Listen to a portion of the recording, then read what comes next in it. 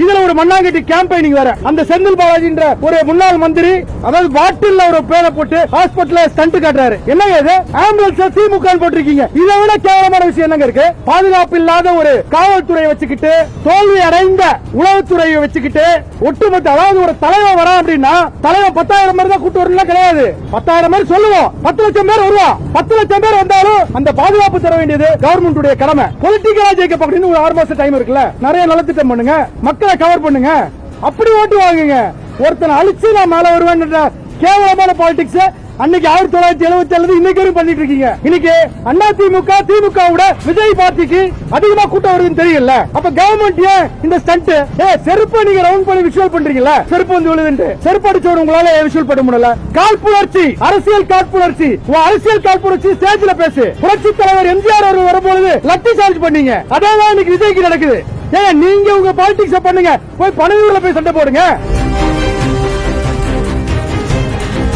MP Satish, நான் வந்து MHA உடைய எக்ஸிகியூட்டிவ் கமிட்டி மெம்பரா இருக்கேன். All India seats Ambedkar advocate association உடைய நேஷனல் செக்ரட்டரியா இருக்கேன். இந்த சந்திப்புக்கு முக்கிய காரணம் என்னவென்றால், ஒட்டுமொத்த தமிழக வழக்கறிஞரின் சார்பாக ஒரு குரலாக, ஒரு குமுறலாக, ஒரு வருத்தமாக இந்த பதிவை நான் சொல்லணும்னு விருப்பப்படுறேன். நேற்றைய முன்தினம் கரூரில் நடந்த ஒரு மிகப்பெரிய வருத்தமான நிகழ்வு தமிழக மக்கள் மட்டுமில்லாமல், உலக தமிழ் மக்கள் மட்டுமல்லாமல் ஒட்டுமொத்த வழக்கறிஞர் சமுதாயத்துக்கும் ஒரு வருத்தமான மனக்குமுறல்களை தரக்கூடிய ஒரு விஷயமாக நடந்தது. மக்கள் கிட்ட உடனே கேட்கிறேன், மக்களே ரொம்ப வருத்தமா இருக்கு. நீங்க வந்து சேஃப்டி இல்லாம இந்த மாதிரி ஒரு கூட்ட நெரிசல்ல மாட்டிக்கிட்டு இந்த மாதிரி நீங்க வந்து உங்க குடும்பத்துக்கு ஒரு மிகப்பெரிய இழப்பா இருக்கிறது என்னால தாங்க முடியல. ஒட்டுமொத்த குடும்பம் இழந்து தவிக்கும் எல்லா குடும்பத்துக்கும் என்னுடைய மன்னிப்பு கேட்டுக்கிறேன். ரொம்ப வருத்தமா இருக்கு. இந்த நிகழ்வை நினைக்கும் போது ரொம்ப வருத்தமா இருக்கு. எங்க அசோசியேஷன் சார்பாக இன்னைக்கு வந்து மெடிக்கல் எமர்ஜென்சியில இருக்க எல்லாருக்கும் எங்களால முடிஞ்ச உதவி, வழக்கறிஞர்களால முடிஞ்ச உதவி செய்யலாம் இருக்கோம்.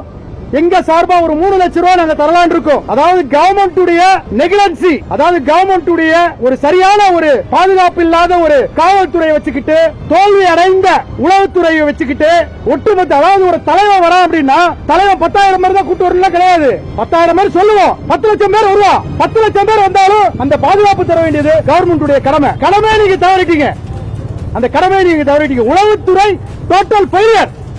எங்க எஸ்பி, எங்க டிஐஜி, எஸ்பி டிஐஜி யாரா இருந்தீங்க?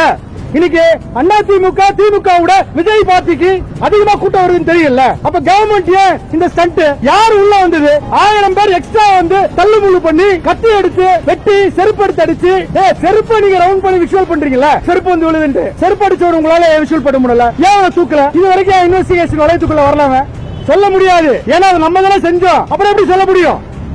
காழ்ப்புணர்ச்சி, அரசியல் காழ்ப்புணர்ச்சி. அரசியல் காழ்ப்புணர்ச்சி ஸ்டேஜ்ல பேசு.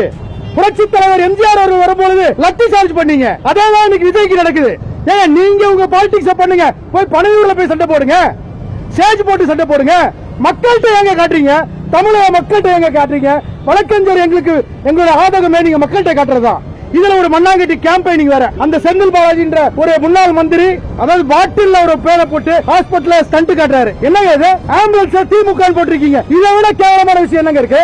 கேவலமான ஸ்டண்ட் பாலிடிக்ஸ் இது. ஒருத்தன் வளர்றான்னா, மக்களுக்காக வளர்றானா, நீங்க என்ன பண்ணணும்? பொலிட்டிக்கலா ஜெயிக்க பார்க்கணும். ஒரு 6 மாசம் டைம் இருக்குல்ல, நிறைய நலத்திட்டம் பண்ணுங்க, மக்களை கவர் பண்ணுங்க, அப்படி ஓட்டு வாங்குங்க. ஒருத்தனை அழிச்சு நான் மேல வருவேன் கேவலமான பாலிடிக்ஸ் அன்னைக்கு 1977 இன்னைக்கு பண்ணிட்டு இருக்கீங்க. என்ன வந்து அங்க வந்து மந்திரிகள் அழுது நடிக்கிறீங்க? என்னங்க தமிழக மக்கள் அவ்வளவு கேவலமாயிருச்சாங்க? நீங்க பண்ற எல்லா டிராமாவும் நம்பவும் நினைக்கிறீங்க. வழக்கறிஞர் நாங்க நம்ப மாட்டோங்க. அதாவது நான் ஒரு கொலை பண்றேன், என்கிட்ட விசாரணை வந்தா நான் கரெக்டா பாப்பணும். சார் ஒன் மேன் கமிஷன் எதுக்கு சார்? ஒன் மேன் கமிஷன் எதுக்கு? திமுக ஆட்சி வந்து ஒன் மேன் கமிஷன் ஒண்ணுமே வேலைக்கு ஆகல சார். ஆர்வ கமிஷன் என்னங்க ஆச்சு? பாக்கி சொல்ல அந்த ஒன் மேன் கமிஷன் அதுல என்னாச்சு சார்? நல்ல ரிசல்ட் வராது சார்.